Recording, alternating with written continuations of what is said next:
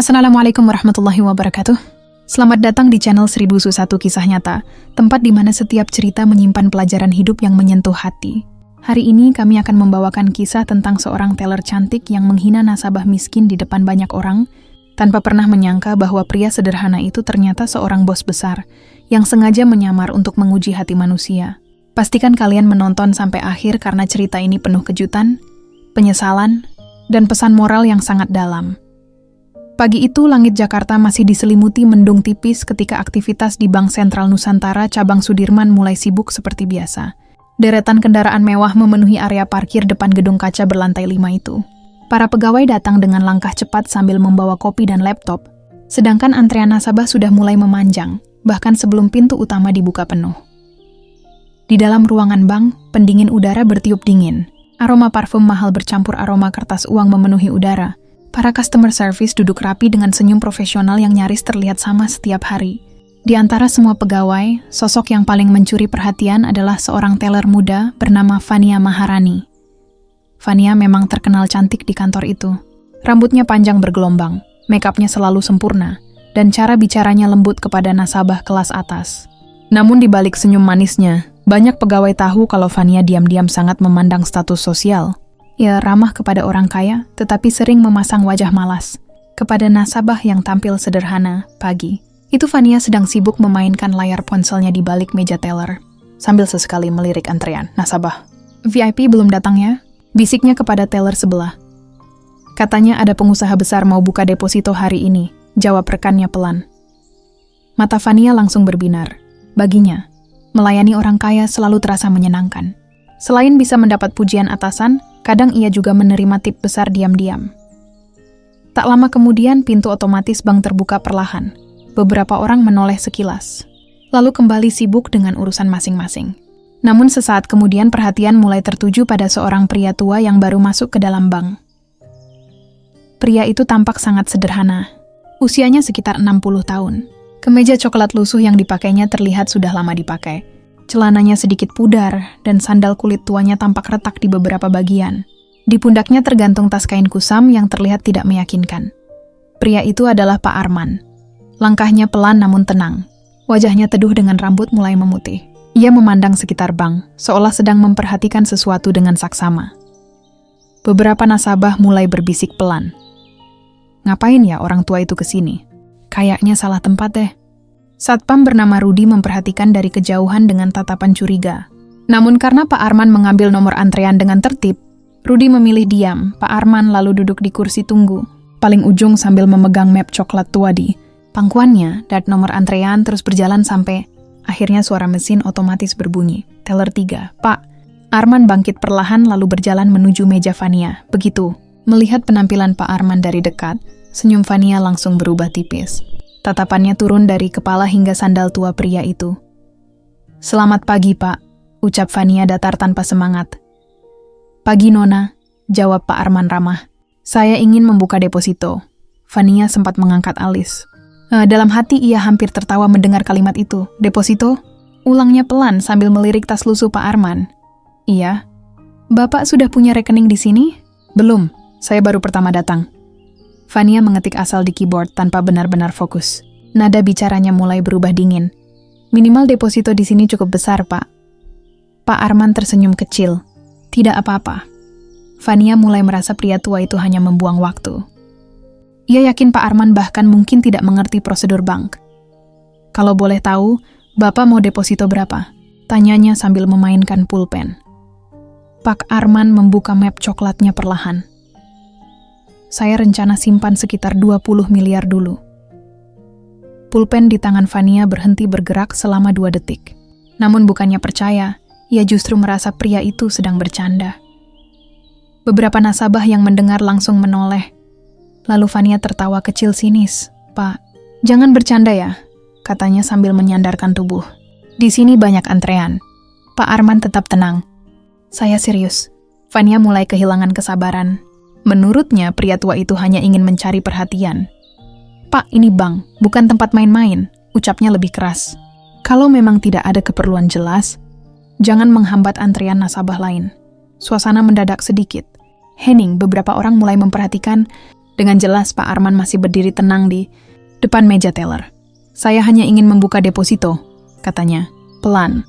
Namun Fania malah menghela napas panjang dengan ekspresi meremehkan. "Bapak tahu tidak 20 miliar itu seperti apa?" katanya sambil tersenyum tipis. "Jangan asal sebut angka." Ucapan itu membuat beberapa nasabah terkekeh kecil. Wajah Pak Arman tidak berubah. Ia justru menatap Fania dengan sorot mata tenang yang sulit dijelaskan.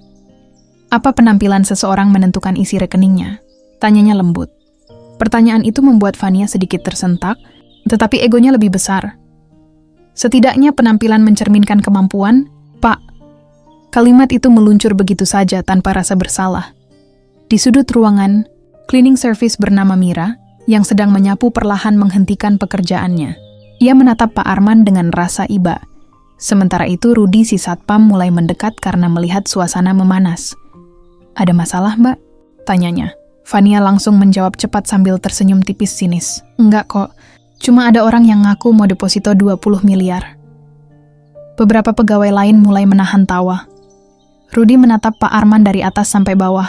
Tatapannya berubah penuh curiga. Namun anehnya, Pak Arman sama sekali tidak terlihat marah. Pria tua itu hanya memegang map coklatnya lebih erat lalu berkata pelan, "Kalau memang saya tidak pantas dilayani di sini, saya bisa pergi." Entah kenapa suasana mendadak terasa berbeda setelah kalimat itu keluar. Ada ketenangan aneh dalam suara Pak Arman yang membuat beberapa orang mulai merasa tidak nyaman. Tetapi Fania justru tersenyum tipis. "Ya kalau memang tidak ada urusan jelas, lebih baik begitu Pak." Pak Arman mengangguk pelan. Lalu tanpa emosi sedikit pun, ia duduk kembali di kursi tunggu sambil memandang seluruh isi bank dengan tatapan dalam, seolah sedang menilai sesuatu yang tidak dipahami siapapun saat itu. Suasana di dalam Bank Sentral Nusantara perlahan kembali ramai setelah Pak Arman meninggalkan meja teller. Namun meski aktivitas berjalan seperti biasa, bisik-bisik kecil masih terdengar di beberapa sudut ruangan. Sebagian nasabah diam-diam melirik pria tua berpakaian lusuh itu dengan rasa penasaran. Sementara sebagian lain justru memandang rendah seolah kehadirannya mengganggu kenyamanan pagi mereka. Pak Arman duduk tenang di kursi tunggu paling ujung. Tangannya menggenggam map coklat tua yang sejak tadi tidak pernah lepas dari pelukannya. Wajahnya tetap datar, tidak menunjukkan rasa malu ataupun marah setelah dipermalukan di depan banyak orang. Namun sikap tenangnya justru membuat Fania semakin kesal. Dari balik meja teller, wanita itu terus melirik ke arah Pak Arman sambil berbisik pada rekan kerjanya. "Heran deh, udah jelas nggak punya uang masih aja duduk di sini," katanya pelan sambil terkekeh kecil. Rekan di sebelahnya ikut menoleh sekilas lalu ikut tersenyum miring. Mungkin nunggu dikasih belas kasihan. Mereka tertawa kecil tanpa sadar suara mereka masih terdengar hingga beberapa meter. Pak Arman mendengarnya, namun pria tua itu hanya menarik napas pelan, lalu memandang lantai marmer mengilap di depannya. Di sisi lain ruangan Mira si cleaning service tampak gelisah. Perempuan sederhana berusia sekitar 30 tahun itu beberapa kali menatap Pak Arman dengan rasa kasihan. Ia bisa melihat jelas bagaimana pria tua itu sedang dipermalukan perlahan-lahan. Mira akhirnya memberanikan diri menghampiri sambil membawa segelas air mineral. "Diminum dulu airnya," ucapnya pelan. Pak Arman mendongak lalu tersenyum hangat. "Terima kasih, Nak. Bapak enggak apa-apa." Pak Arman mengangguk kecil. "Saya baik-baik saja." Mira ragu sejenak sebelum akhirnya menarik kursi kosong mendekat. "Bapak duduk sini aja, lebih nyaman." Kebaikan kecil itu ternyata terlihat oleh Fania. Wanita itu langsung memasang wajah tidak suka. "Mira," panggilnya agak keras. Mira menoleh cepat. "Iya, Mbak?" "Itu lantai depan belum dipel belum? Jangan ngobrol terus." Nada bicara Fania terdengar sengaja menyindir. Mira langsung menunduk. "Iya, Mbak." Pak Arman memperhatikan semuanya tanpa banyak bicara. Tak lama kemudian antrian nasabah semakin panjang. Seorang pria muda berpakaian mahal berdiri di depan meja teller Fania. Berbeda jauh dengan perlakuannya kepada Pak Arman tadi, kini senyum Fania begitu manis. "Silakan duduk, Pak Ryan," katanya ramah sekali. "Mau kopi juga boleh." Pak Ryan tersenyum puas diperlakukan bak tamu penting. Sementara di kursi tunggu belakang, Pak Arman hanya memperhatikan dalam diam. Beberapa menit berlalu. Tiba-tiba seorang ibu paruh baya yang duduk dekat Pak Arman mulai menutup hidung pelan. Entah karena terpengaruh suasana atau benar-benar merasa terganggu, ia bergeser menjauh sambil berbisik kepada temannya. "Bawa peknya." Bisikan itu cukup terdengar. Mata beberapa orang kembali mengarah ke Pak Arman. Rudi si satpam akhirnya berjalan mendekat. Wajahnya terlihat canggung, tetapi nada suaranya tegas. Maaf, Pak. Pak Arman menoleh tenang. Ya, kalau memang nggak ada keperluan, mungkin Bapak bisa istirahat di luar dulu. Pak Arman mengangkat alis sedikit. Maksudnya? Rudy berdeham pelan. Bank lagi ramai. Takut ganggu kenyamanan nasabah lain. Kalimat itu membuat Mira yang sedang mengepel langsung berhenti bergerak. Wajahnya tampak tidak enak mendengar ucapan tersebut. Pak Arman tersenyum tipis. Saya sudah ambil antrean dari tadi. Iya, tapi... Belum sempat Rudy melanjutkan, Fania ikut menyela dari balik meja teller. Pak, jujur aja ya.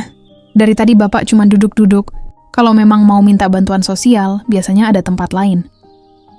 Beberapa nasabah langsung menoleh. Kalimat itu terdengar jauh lebih tajam dibanding sebelumnya. Pak Arman perlahan berdiri. Tatapan matanya kini tertuju lurus ke arah Fania. Untuk pertama kalinya suasana bank terasa benar-benar hening. Apa menurut Anda saya terlihat seperti pengemis? Tanya Pak Arman pelan. Fania tersenyum kecil sambil melipat tangan di dada. Saya cuma realistis, Pak. Realistis? Iya. Orang yang benar-benar punya uang biasanya tahu cara berpakaian dan menjaga penampilan. Ucapan itu membuat sebagian pegawai menahan senyum. Namun anehnya, Pak Arman malah tampak semakin tenang. Pria tua itu melangkah perlahan mendekati meja teller hingga berdiri tepat di depan Fania. Apa bank ini memang mengajarkan pegawainya menilai manusia dari pakaian? Nada suaranya tetap lembut, tetapi entah kenapa membuat beberapa orang mulai merasa gugup. Fania sedikit salah tingkah sesaat, namun gengsinya terlalu tinggi untuk mundur. Pak, jangan mempersulit keadaan. Kami di sini bekerja profesional. Pak Arman mengangguk pelan. Professional. Ia mengulang kata itu sambil tersenyum samar. Kemudian tanpa diduga, Pak Arman mengeluarkan buku tabungan lama dari dalam map coklatnya, lalu meletakkannya di meja teller. Kalau begitu, coba cek ini. Fania mengambil buku itu dengan malas. Namun baru beberapa detik melihat halaman depannya, wajahnya langsung berubah bingung. Buku tabungan itu sangat lama. Warna sampulnya bahkan sudah pudar. Apa ini? Tanyanya ketus. Coba lihat nama pemilik rekeningnya. Fania membuka halaman pertama sekilas lalu tertawa kecil. Pak Arman Adiwijaya, ia mengembalikan buku itu dengan cuek. Terus? Pak Arman hanya menatapnya tenang. Belum sempat suasana berubah. Suara pintu otomatis tiba-tiba terbuka dari depan bank. Seorang pegawai resepsionis langsung berdiri panik. Pak Direktur datang! Suasana bank mendadak sibuk. Semua pegawai buru-buru merapikan pakaian dan posisi duduk mereka. Fania langsung membenarkan rambutnya sambil memasang senyum profesional. Namun di tengah kepanikan kecil itu, tidak ada yang sadar kalau Pak Arman justru tersenyum tipis sambil memandang ke arah pintu masuk utama. Pintu otomatis bank terbuka lebar bersamaan dengan langkah cepat beberapa pria berpakaian formal memasuki lobi utama. Suasana yang tadi penuh bisik-bisik langsung berubah tegang. Para pegawai mendadak sibuk merapikan meja, membenarkan name tag, hingga memperbaiki posisi duduk seolah sedang menghadapi inspeksi mendadak. Di barisan paling depan, terlihat seorang pria berusia sekitar 50 tahun dengan jas hitam mahal dan wajah tegas penuh wibawa. Dialah Hendra Wijaya, Direktur Cabang Bank Sentral. Nusantara yang terkenal sangat disiplin dan jarang turun langsung ke area pelayanan kecuali untuk urusan penting. Sepatu kulitnya berdetak pelan di atas lantai marmer mengilap saat ia melangkah masuk. Dua staf manajemen berjalan mengikuti dari belakang sambil membawa tablet dan beberapa map dokumen. Selamat pagi, Pak Direktur. Sapa seluruh pegawai hampir bersamaan. Hendra hanya mengangguk singkat tanpa senyum. Wajahnya tampak serius seperti sedang memikirkan sesuatu. Sejak pagi sebenarnya ia memang terlihat gelisah. Semalam kantor pusat menghubunginya secara mendadak. Mereka memberi informasi bahwa salah satu pemegang saham terbesar bank kemungkinan akan datang diam-diam untuk melakukan penilaian pelayanan cabang. Tidak ada yang tahu kapan orang itu datang, tidak. Ada yang tahu bagaimana penampilannya. Bahkan tidak ada foto terbaru yang diberikan kantor pusat. Yang Hendra tahu hanya satu hal. Jika cabangnya gagal memberi pelayanan baik, karier banyak orang bisa hancur dalam sehari. Karena itulah sejak masuk ke lobi, mata Hendra langsung menyapu seluruh ruangan dengan cepat. Ia memperhatikan antrean. Teller Dok melihat customer service, mengamati ekspresi para pegawai. Namun langkahnya tiba-tiba melambat. Tatapannya berhenti pada sosok pria tua berpakaian lusuh yang duduk tenang di kursi tunggu paling ujung. Map coklat tua di pangkuan, sandal usang, kemeja sederhana untuk sesaat wajah. Hendra terlihat kosong, lalu warna mukanya berubah drastis, pucat, napasnya tertahan. Matanya membesar seperti baru melihat sesuatu yang sangat mengejutkan. Ya Tuhan, gumamnya lirih. Salah satu staf di belakangnya bingung. Pak, ada apa? Namun Hendra tidak menjawab. Ia justru berjalan cepat menuju arah kursi tunggu, hingga hampir setengah berlari. Para pegawai yang melihat mulai saling pandang, karena belum pernah melihat direktur mereka panik seperti itu. Vania, yang sejak tadi sibuk memperbaiki makeup kecil, di meja teller langsung memasang senyum manis saat melihat Hendra mendekat. Selamat pagi, Pak Hendra. Namun kalimatnya terputus. Hendra sama sekali tidak meliriknya. Pria itu terus berjalan melewati meja teller dan langsung berhenti tepat di depan Pak Arman. Seluruh ruangan mendadak sunyi. Tak ada yang mengerti apa yang sedang terjadi. Dan di detik berikutnya, sesuatu yang benar-benar di luar dugaan terjadi. Hendra Wijaya, direktur cabang bank itu, menundukkan kepala dalam-dalam kepada pria tua berpakaian lusuh tersebut. Maaf, Pak Arman. Suara Hendra terdengar penuh hormat sekaligus panik. Kami tidak tahu. Bapak datang sendiri. Ruangan langsung terasa membeku. Vania yang berdiri di balik meja teller mendadak kehilangan warna di wajahnya. Pak Arman? Gumamnya lirih Rudi si satpam ikut terpaku. Beberapa nasabah bahkan sampai berdiri dari kursi. Karena tidak percaya dengan pemandangan di depan. Mereka Pak Arman sendiri hanya mengangkat wajah perlahan lalu tersenyum tipis. Kenapa kaget sekali, Hendra? Tanyanya tenang. Nada suaranya berubah berbeda. Tidak lagi terdengar seperti pria tua biasa yang kebingungan di bank. Ada ketenangan dan wibawa kuat yang tiba-tiba terasa memenuhi ruangan. Hendra menelan ludah. Kami benar-benar minta maaf, Pak. Pak Arman melirik sekeliling bank sebelum akhirnya berkata pelan, saya tadi hanya ingin membuka deposito. Kalimat sederhana itu justru membuat dada Hendra terasa makin sesak. Karena dari cara beberapa pegawai menunduk gugup, ia mulai menyadari sesuatu sudah terjadi sebelum dirinya datang. Tatapan Hendra perlahan beralih ke arah Vania. Memangnya ada masalah tadi? Tanyanya dengan nada rendah. Tidak ada yang berani menjawab. Vania mulai gemetar kecil. Tangannya yang tadi begitu percaya diri kini dingin mendadak. Ia mencoba tersenyum meski bibirnya tampak kaku. Tidak ada masalah besar, Pak. Namun Pak Arman justru berkata pelan tanpa emosi. Teller itu bilang saya seperti pengemis. Kalimat itu menghantam seluruh ruangan seperti petir. Mata Hendra langsung membelalak. Apa? Vania buru-buru keluar dari meja teller. Pak Hendra, saya cuma salah paham. Salah paham? Suara Hendra meninggi untuk pertama kalinya. Kamu tahu siapa beliau? Vania terdiam. Jantungnya berdegup semakin keras. Hendra memandang seluruh pegawai satu persatu, sebelum akhirnya berkata dengan nada berat, Pak Arman Adiwijaya adalah pemegang saham terbesar kedua Bank Sentral Nusantara. Suasana bank benar-benar hening total. Tidak terdengar suara keyboard, tidak terdengar suara printer, bahkan beberapa nasabah sampai menahan napas Rudi. Mundur satu langkah dengan wajah pucat. Sementara, Mirasi Cleaning Service menutup mulutnya sendiri karena terkejut. Orang tua sederhana yang sejak tadi dihina, ternyata seorang miliarder besar. Vania tampak limbung. Pikirannya kacau, ia mengingat semua ucapan kasarnya sejak tadi. Cara ia menertawakan Pak Arman. Cara ia mempermalukannya di depan banyak orang, dan kini semuanya terasa seperti mimpi buruk yang datang terlalu cepat. Namun, Pak Arman tetap duduk santai seolah tidak terjadi apa-apa. Pria tua itu malah memandang antrean nasabah lain dengan tenang, menarik. Sekali ucapnya pelan. Ternyata pelayanan di bank ini memang ditentukan dari sepatu dan pakaian. Tidak ada yang berani menyahut. Keringat mulai terlihat di pelipis Hendra. Karena ia tahu, kalau Pak Arman turun langsung menyamar seperti ini, biasanya bukan sekadar berkunjung biasa. Setelah suasana lobi berubah tegang, tidak ada lagi pegawai yang berani bergerak sembarangan. Bahkan suara ketikan keyboard terdengar pelan dan hati-hati seolah seluruh isi bank sedang menunggu keputusan hakim. Pak Arman kembali duduk dengan tenang di kursi tunggu. Map coklatnya kini terletak di atas meja kecil samping kursi. Sementara Hendra Wijaya berdiri di dekatnya dengan wajah penuh kecemasan. Beberapa nasabah yang tadi hendak mengurus transaksi mulai sengaja memperlambat langkah. Tidak sedikit yang diam-diam memperhatikan situasi karena penasaran bagaimana akhir dari kejadian memalukan itu. Sementara itu, Vania berdiri kaku di dekat meja teller dengan pikiran kacau. Jantungnya berdetak sangat cepat. Tangannya dingin. Ia merasa dunia seperti runtuh hanya dalam beberapa menit. Semua kesombongan yang tadi memenuhi kepalanya kini berubah menjadi ketakutan besar. Ia sadar satu hal, Kalau Pak Arman benar-benar marah, bukan cuma pekerjaannya yang selesai, nama buruknya bisa menyebar ke dunia perbankan lain. Karier yang selama ini ia banggakan mungkin hancur total. Fania menelan ludah pelan. Lalu perlahan ia mulai mengubah ekspresinya. Senyum manis yang tadi digunakan untuk melayani nasabah kaya kembali muncul, meski kali ini terlihat dipaksakan. Ia buru-buru merapikan rambutnya lalu melangkah cepat menghampiri Pak Arman.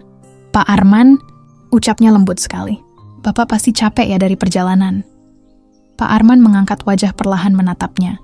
Tidak menjawab, namun Fania tetap melanjutkan dengan suara ramah yang dibuat-buat. Mari saya siapkan ruang VIP untuk Bapak. Tidak perlu, jawab Pak Arman singkat. Fania langsung tersenyum lagi. Atau mungkin Bapak mau kopi? Teh hangat? Kami punya pelayanan khusus untuk nasabah prioritas.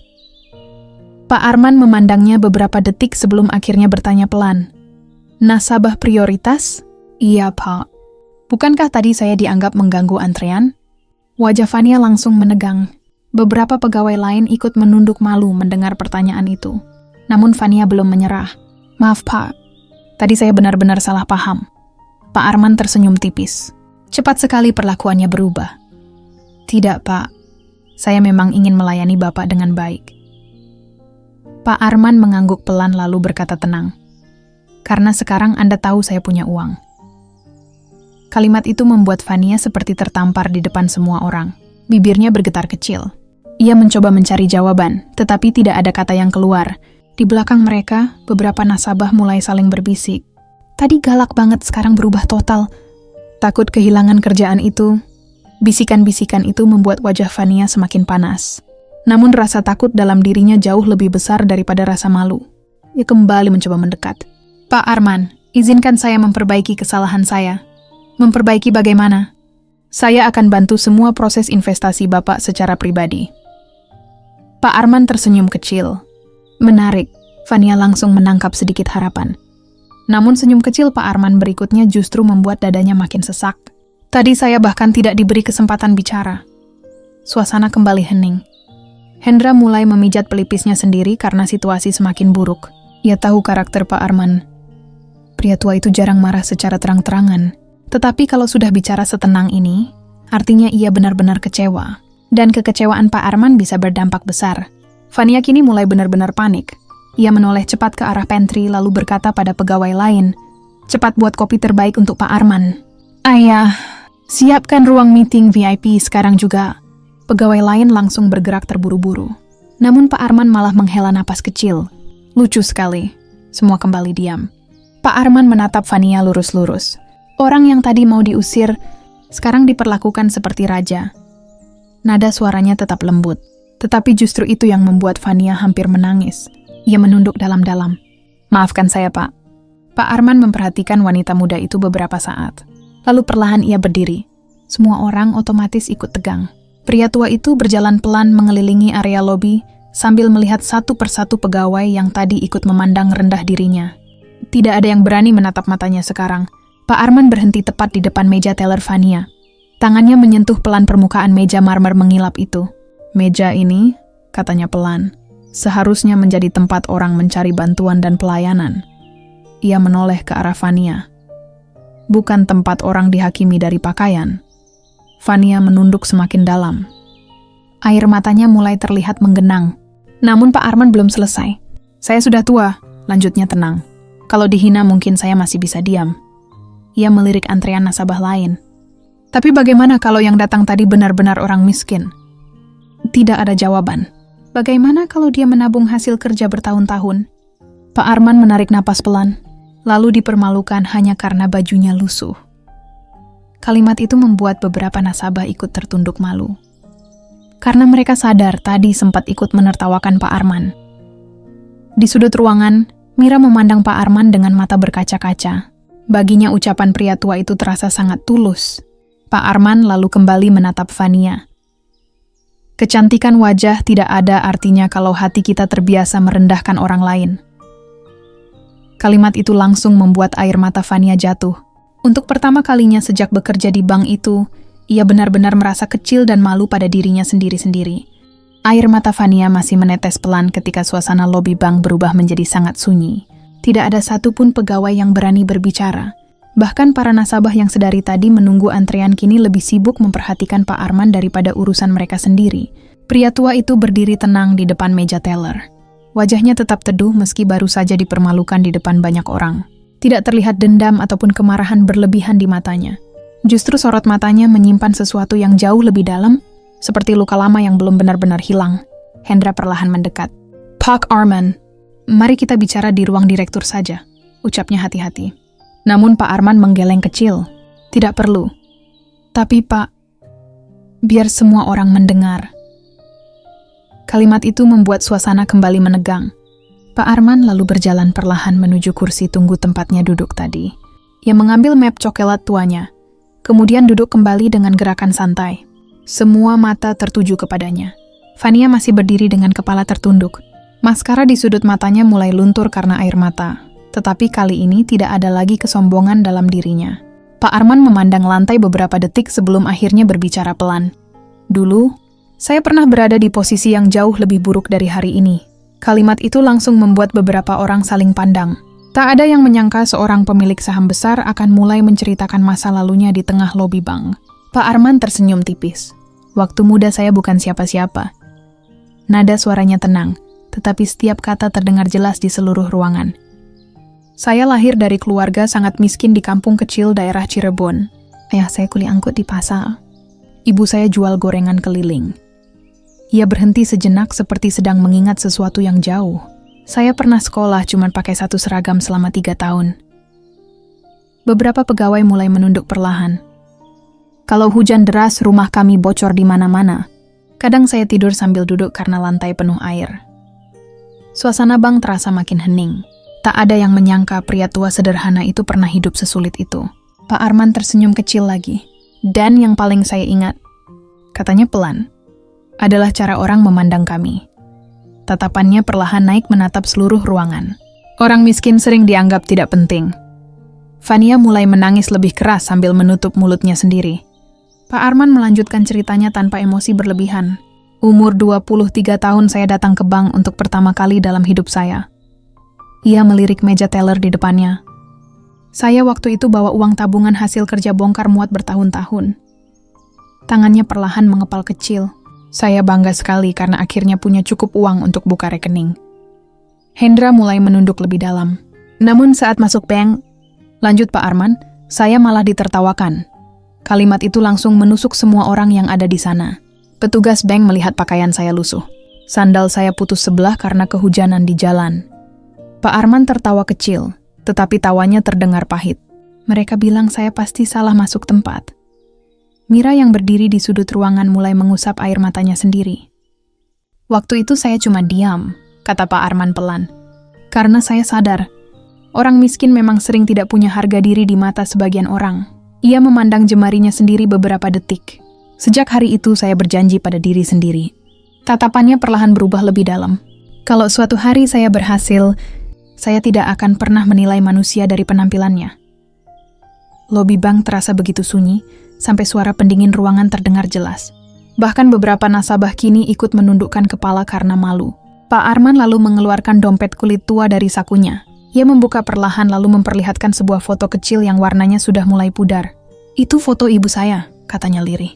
Di foto itu terlihat seorang wanita tua sederhana dengan senyum hangat. "Ibu saya selalu bilang," suara Pak Arman mulai sedikit serak, "manusia paling miskin bukan yang tidak punya uang, tapi yang kehilangan hati." Kalimat itu membuat suasana semakin emosional.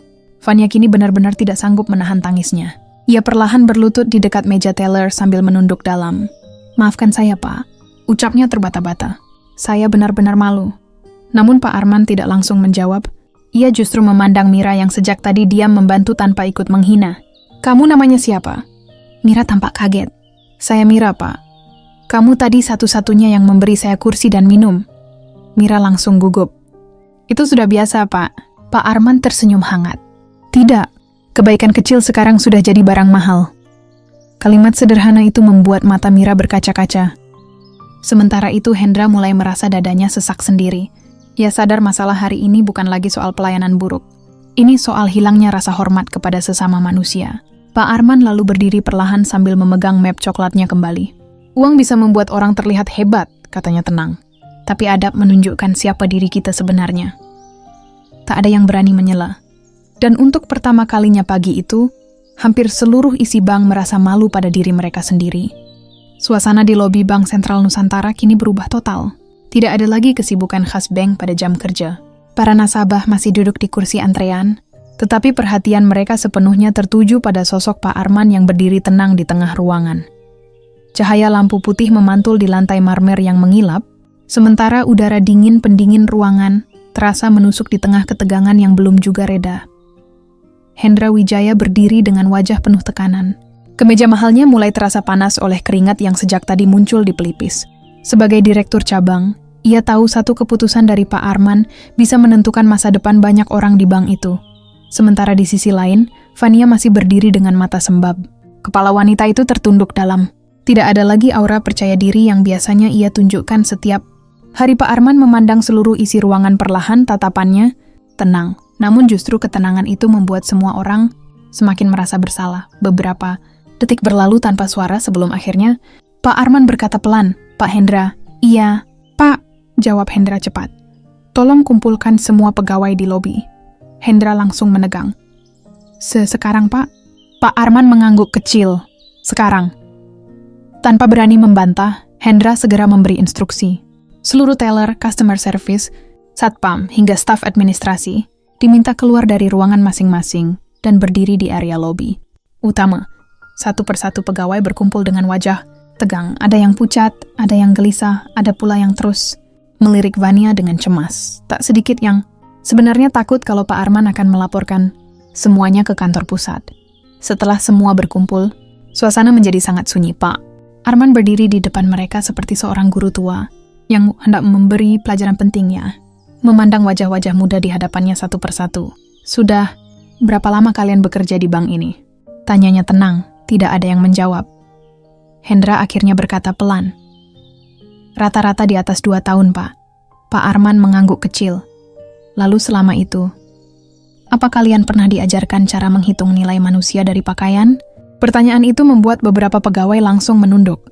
Tak ada yang sanggup menjawab. Pak Arman berjalan perlahan melewati barisan pegawai. Langkah sandalnya terdengar pelan di lantai marmer yang hening. "Tadi pagi," katanya pelan, "saya masuk ke bank ini sebagai orang biasa." Ia berhenti. Sejenak, "Saya tidak membawa mobil mewah." Langkahnya kembali bergerak. "Saya tidak memakai jas mahal." Lalu ia berhenti tepat di depan Fania. "Saya bahkan dianggap pengemis." Fania langsung menutup mulutnya sambil menangis lagi. Pak Arman memandang wanita itu beberapa detik sebelum akhirnya berkata, "Coba lihat saya sekarang." Fania perlahan mengangkat wajah dengan mata basah. "Apa ada yang berubah dari diri saya selain kalian tahu siapa saya?" Kalimat itu menghantam semua orang karena memang tidak ada yang berubah. Pak Arman tetap pria tua sederhana, dengan sandal usang dan baju lusuh yang sama. Yang berubah hanyalah cara mereka memandangnya, dan kenyataan itu terasa sangat memalukan. Pak Arman lalu menoleh ke seluruh pegawai. "Orang miskin belum tentu hina." Ucapnya tegas namun lembut. "Dan orang kaya belum tentu mulia." Tidak ada suara selain isak tangis pelan Fania. "Saya membangun bisnis dari nol," lanjut Pak Arman. "Saya pernah tidur di emperan toko, pernah makan 1 kali sehari, pernah ditolak hanya karena pakaian saya jelek." Ia menarik napas pelan. "Karena itu saya paling benci orang yang merasa dirinya lebih tinggi hanya karena penampilan."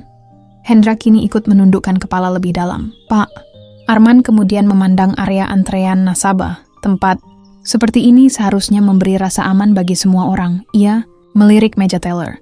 Bukan membuat orang kecil merasa tidak pantas hidup. Kalimat itu membuat beberapa nasabah ikut tersentuh.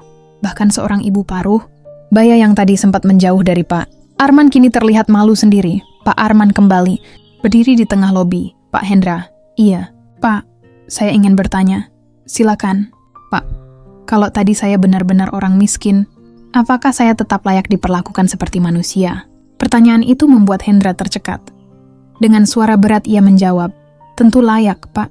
Pak Arman mengangguk kecil, tapi kenyataannya tidak begitu. Suasana kembali sunyi. Lalu perlahan Pak Arman menatap Fania. Wanita itu langsung gemetar kecil. "Fania." Iya, Pak. Kamu cantik, pintar, masih muda." Air mata Fania jatuh lagi. "Tapi kalau hati kamu terbiasa merendahkan orang lain, semua itu tidak akan ada nilainya. Fania menangis sambil menunduk sangat dalam. Saya salah, Pak. Pak Arman tidak membentaknya. Tidak, menghina balik. Namun justru sikap tenangnya membuat rasa malu dalam diri Fania terasa jauh lebih menyakitkan. Pak Arman lalu menoleh pada Hendra. Saya tidak mau ada pemecatan karena emosi. Sesaat, semua pegawai langsung sedikit lega. Tapi saya ingin perubahan. Hendra cepat mengangguk. Siap, Pak. Mulai hari ini, semua pegawai wajib ikut pelatihan etika pelayanan ulang. Baik, Pak. Dan satu lagi, Pak Arman melirik Fania. Orang yang paling banyak belajar hari ini harus menjadi orang pertama yang berubah. Fania langsung menangis terseduh. Ia tahu kalimat itu ditujukan untuk dirinya.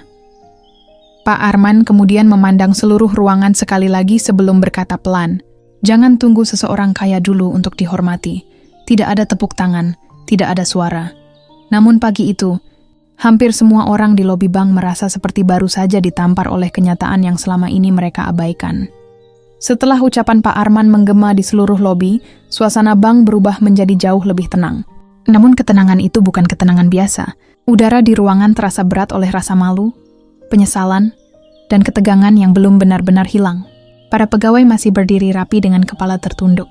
Tidak ada lagi yang berani berbisik ataupun saling melirik seperti tadi pagi. Semua orang kini sadar bahwa kejadian hari itu akan menjadi pembicaraan besar di seluruh kantor cabang, bahkan mungkin sampai ke kantor pusat.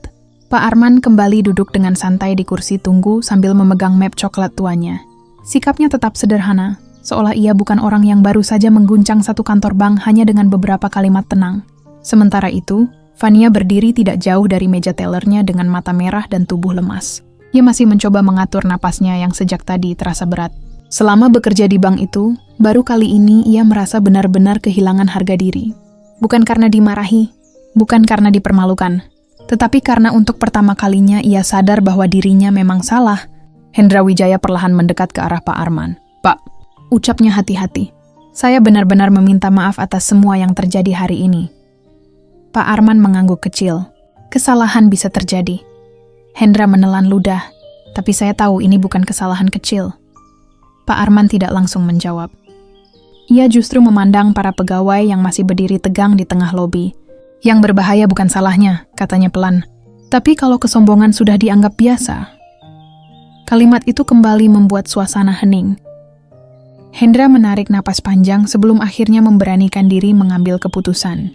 Ia menoleh ke arah seluruh pegawai lalu berkata tegas, "Mulai hari ini, seluruh pelayanan bank akan dievaluasi ulang." Tidak ada yang menyahut. Tatapan Hendra kemudian berhenti pada Fania. Wanita itu langsung menegang.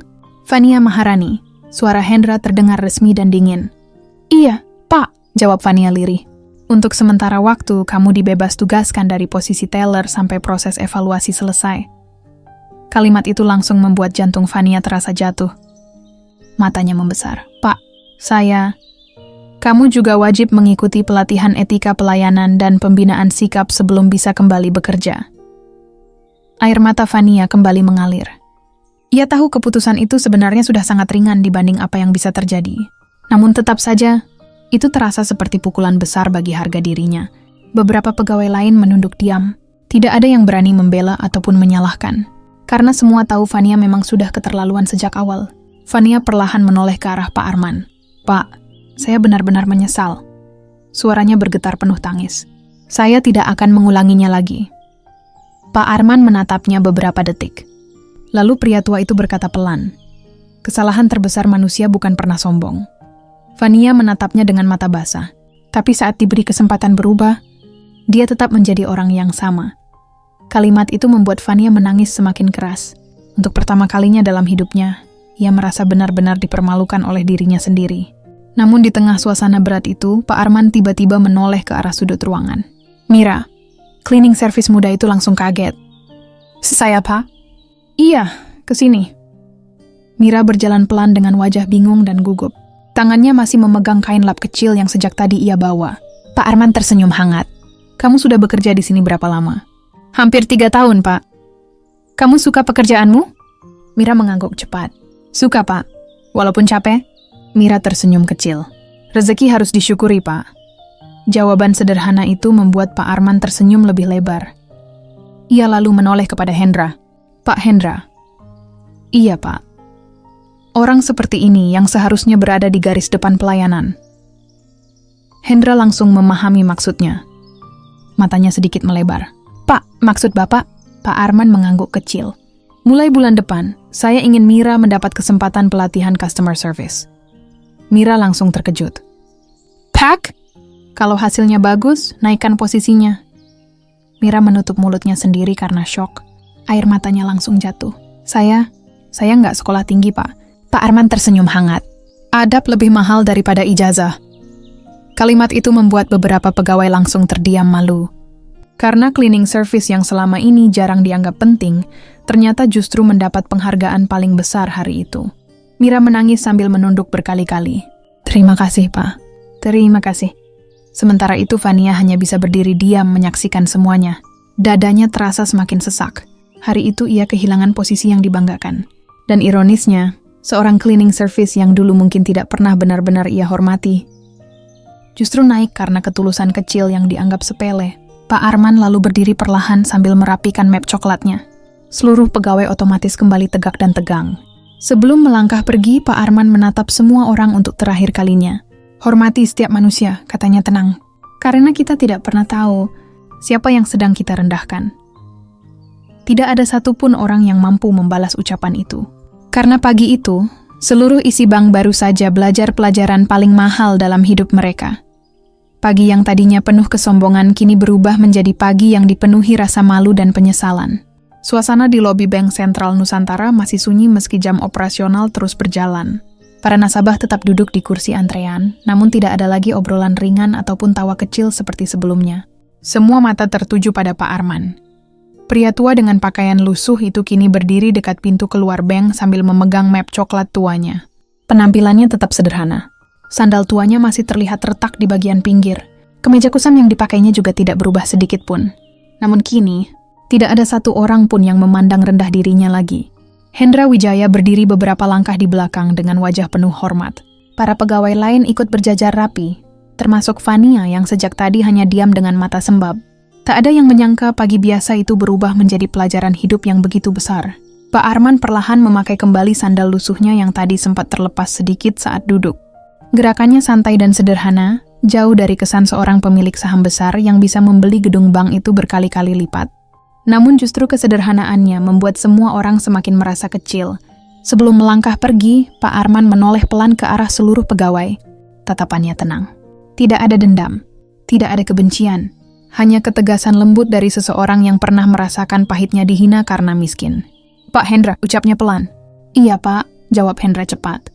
Saya harap setelah hari ini, tidak ada lagi orang kecil yang dipandang rendah di tempat ini.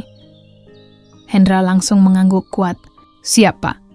Saya pastikan itu tidak akan terulang. Pak Arman tersenyum tipis. Lalu matanya beralih ke arah Vania. Wanita muda itu langsung menunduk dalam dengan tubuh gemetar kecil. Vania, ya Pak. Pak Arman memandangnya beberapa detik sebelum berkata tenang. Hidup kadang memberi pelajaran dengan cara yang menyakitkan. Air mata Vania kembali jatuh. Tapi kalau kamu mau berubah, semua ini tidak akan sia-sia. Vania menangis sambil mengangguk berkali-kali. Saya akan berubah, Pak. Saya janji. Pak Arman tersenyum kecil lalu mengangguk pelan. Tidak ada hinaan balasan. Tidak ada kemarahan berlebihan. Karena bagi Pak Arman, membuat seseorang sadar jauh lebih penting daripada membuatnya hancur. Di sudut ruangan, Mira juga ikut menangis haru sambil memegang map pelatihan yang baru diberikan Hendra kepadanya. Ia masih sulit percaya hidupnya bisa berubah, hanya karena sebuah kebaikan kecil yang ia lakukan tanpa pamrih. Pak Arman lalu berjalan perlahan menuju pintu keluar utama. Anehnya, langkah pria tua itu terasa begitu berat di mata semua orang yang melihatnya. Seolah ada rasa malu yang tertinggal di dalam hati mereka masing-masing. Saat Pak Arman melewati barisan pegawai, satu persatu mereka spontan menundukkan kepala memberi hormat. Bahkan Rudi si satpam yang tadi sempat ingin mengusirnya kini berdiri tegak sambil menahan rasa bersalah. Maafkan saya, Pak, ucap Rudi lirih. Pak Arman hanya menepuk pelan bahunya. Jangan ulangi pada orang lain. Kalimat sederhana itu justru membuat dada Rudi terasa semakin sesak. Pintu otomatis bank perlahan terbuka. Cahaya matahari pagi masuk menerangi lantai lobi yang mengilap. Pak Arman melangkah keluar seorang diri tanpa pengawalan. Tidak ada mobil mewah yang menunggu di depan. Tidak ada ajudan ataupun sopir pribadi. Ia berjalan seperti orang biasa. Namun kali ini, semua orang memandangnya dengan rasa hormat yang tulus. Sebelum benar-benar meninggalkan area bank, Pak Arman sempat berhenti sejenak. Ia menoleh sedikit ke belakang lalu berkata pelan, "Hormati manusia bukan karena hartanya." Suasana langsung hening total nih, tapi karena hatinya.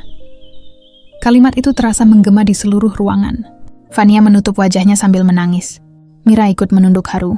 Bahkan beberapa nasabah yang tadi sempat menertawakan Pak Arman kini ikut merasa malu pada diri sendiri. Pak Arman kemudian melanjutkan langkahnya perlahan hingga sosoknya makin jauh dari pintu bank. Dan pagi itu, semua orang akhirnya sadar bahwa penampilan memang bisa menipu. Tetapi sikap sombong selalu membuka keburukan manusia yang sebenarnya. Narator kemudian menutup cerita dengan suara dalam dan emosional. Jangan pernah merendahkan seseorang hanya karena pakaian dan penampilannya. Karena kita tidak pernah tahu siapa yang sedang berdiri di hadapan kita. Bisa jadi orang yang tampak sederhana justru memiliki hati paling mulia dan derajat paling tinggi. Terkadang, kekayaan terbesar bukan ada di rekening seseorang, melainkan di cara dia memperlakukan manusia lain.